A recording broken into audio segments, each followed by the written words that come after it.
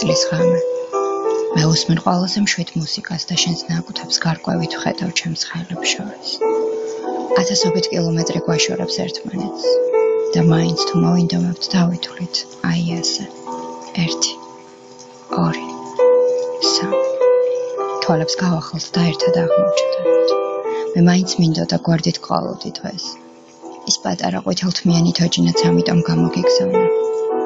ახლა ფიქრობ იმ სახლზე შენ რომ მაჩუქე. წარმოვიდგენ რომ მათვია ყველაზე თბილი სვიტერი და ფეხის წვერებზე ველოდები შენს დაბრუნებას. შენ ამ დროს ერთ ბილიქს იკვლევ შეშებიანი მარხილით წელამდე თოვლში. მოხვალ, დაიფერთხავ თავლიან მკლავებს და კარს მივუკეტავთ ზამთარს. ყინვას. მოხვალ და მხარდაძოზე წამოწვება ყველა კუნჭულში სითბო. თუ კი სიყვარულს თავისი ღმერთი ყავს, ის უთუოდ ამ ღამით დაიბადება. და დამსკდარ ფანჯრებს ცხვირით მოასკდებიან ადამიანები. მერე სქელ, რძისფერ ფარდებს ჩამოაფარებ და სრულ წვდიათში ისევე იქმნება ნათელი როგორც მაშინ, სამყარო შექმნისას. ალბათ ეს იყო ის სინათლე და საბამიდან რომ ფეხ მივსდევდი და ამ დრომდე ვერც ერთხელ დავეწიე. არ ვიცი რატომ, მაგრამ მაინც უჩვეულოდ მომინდა შენს ოთახში მე მომეყვანა ახალი წელი. ისე როგორც ამას ყოველთვის გავაკეთებ. თავარია იყო შენ. განსაკუთრებულს კი არაფერს გვპირდები. უბრალოდ მინდა იცოდე.